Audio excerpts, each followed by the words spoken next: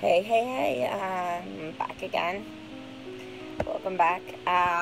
So I'm here in my bedroom. I didn't sleep last night. Did not turn out too well. A customer decided taking photographs of me on stage was okay. The bartender was too busy because she was doing duty as DJ and bartender to take care of the situation. The bouncer was not paying attention.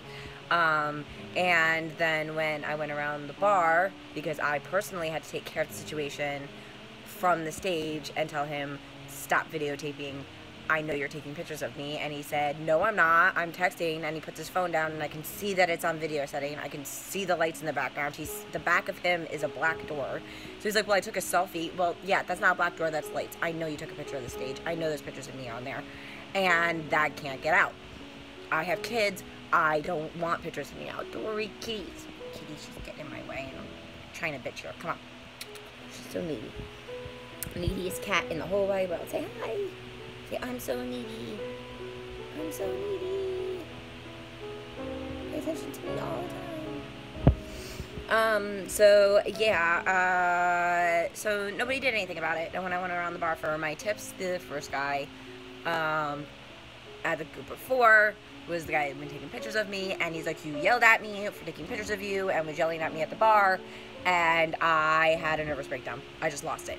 I've been doing this for going on 20 years, and this bar is better than that, and safer than that, and should be more organized and safe than it was last night. And I have PTSD, generalized anxiety disorder, social anxiety disorder, and agoraphobia that ranges from major to minor, all of the above at times. And I can feel safe dancing in a bar because that's home and that's enclosed and I feel safe there. When you take away that safety feeling, I no longer can be nude in front of people, and I certainly cannot do my job and be social. And when I go over and he refuses to tip me, yells at me, and then starts calling me crazy, I was like, oh really, I'm fucking crazy? And I snapped. I just snapped. I usually smile and white knuckle my way through it, even when I feel fucking sick, which I always do. I've had an infection every 3 months, but that's the mold story, and I will tell you the mold story next time. Right now, I'm just telling you the work story. So I have a lot of stresses going on in my own life. Mold being one of them, moving being another, moving fast being another, needing a lot of money real fast, the bar being empty. Being expected to know when I'm on stage without being announced, and them not telling me when they're playing break songs because they're doing both bartending and DJ duty because they want to make more money because there's not enough girls because they don't fucking show up for their job, so the DJ isn't getting paid enough. And I understand that, but if you can't handle it, don't fucking do it, and don't take it out on me because you're mad at another girl because she's a racist anorexic person who cannot confine her racism or her illness or her sickness. I mean, this is a girl who, when I was having an asthma attack and I was on all fours on the floor, did not offer me a couch, did not offer to get help, and laughed at me. Okay? Literally, she was smiling and I could not breathe. I was on the floor, not able to breathe, complete blocked off, the worst asthma attack I've had in years. Like, my eyelids were numb. They must have been fluttering because they were numb. Like the way your lips get numb and buzz, my eyelids were doing that. It was the weirdest thing. I, could not move. I could barely get my inhaler. I had to fall to the floor to find it in my bag. And she just laughed at me. And they were mad at her, and I'm the one who gets yelled at. That's the way that it seems to me. Because I try to be a good employee. I say, okay, what's the order of the girls then, so I can keep track of my fucking self, even though I tip you to do that, along with playing music, which I don't ask you to pick because you're too busy to pick my music, so you play whatever you want to because it's easier on you. So I'm tipping you to do nothing for me and just be there. Plus, I always tip the bartenders at the end of the night, which you don't have to do, and you're not required to tip the dancers when you walk in the bar. And I have to pay a house fee to be there. There are a lot of fucking unfair things about being a fucking dancer, okay? So the very least you can do is ensure my safety. And that no one is taking photographs of me, which is an unsafe practice. And then I came out of the bathroom after I calmed down. I went behind the bar, because the stages are in the middle of the bar goes around to the stages. picked up the dollars that I had torn in half and threw them in the garbage. The girl on stage, Ava, who is a two-faced fucking bitch, who has decided that she fucking hates me now because some guy that regularly gets dances with her all of a sudden turned his attention to me. And I whispered in his ear, I can't sit with you right now, you're sitting with somebody else. And she's fucking pissed I whispered in his ear because she thinks I was trying to hustle a dance.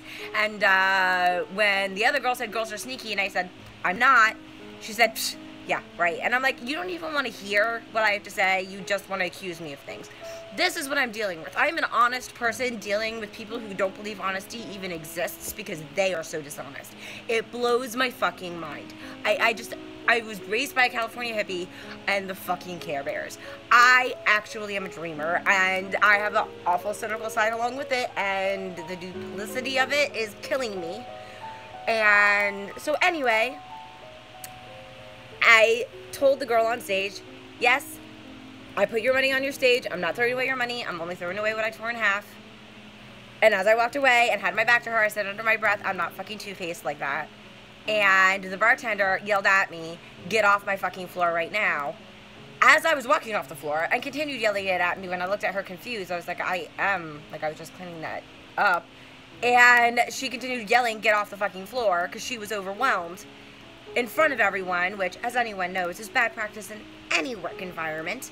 And then when I ran around the bar for tips, oh, I said about the money, I came back out. Okay, see, now I'm getting confused on orders. She yelled at me. Oh, and then I immediately ordered an Uber and went outside. And when the bouncer came out and said, what's going on? Well, I know the bartender and that bouncer's hit on that bartender and groped her before. But they won't fire him because he's family. So she's scared of him. So I just said nothing, it's all me, I just can't fucking do it. So they suspended me for a week because I can't throw her under the bus. So now I have to figure out how to get those shifts back without throwing her under the bus. Because yes, she was overwhelmed, but I don't want to show that she was being incompetent because I don't want to get her in trouble.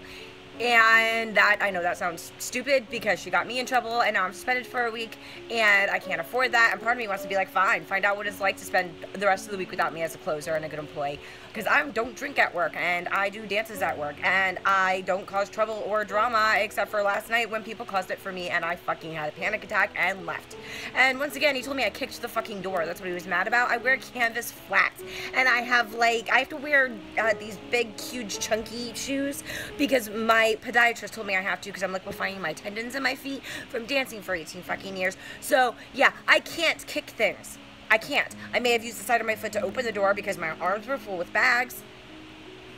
But like seriously, the guy barely speaks English too, so I'm not exactly sure if he understood me saying I don't want to throw anyone under the bus, just blame me. And he was like, well, fine, don't come until next Monday. Okay, that's what I can afford when I need $3 grand in less than 2 months because my landlord gave me no time to move because he has to gut my house, which has been slowly killing me in the last year, and everyone has been blaming me. But once again, that's a whole other fucking story, along with the mental illness story. Invisible diseases, that's going to be a whole thing. But this was just a venting blog because I don't have any friends. I called a friend.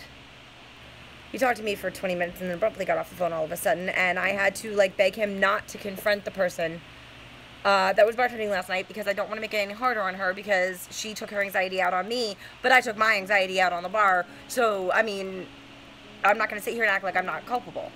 Like I should absolutely pay a fine for leaving early. But I shouldn't be suspended. On the other hand, I need the fucking break. I needed the break when I had the double infection in the first place. I can't heal. I can't heal.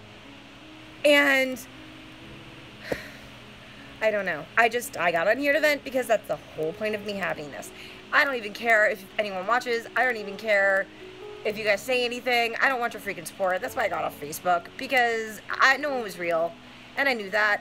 And then they thought I was talking about them. They're like, you can't think people on Facebook are real when you're saying no one was there for you.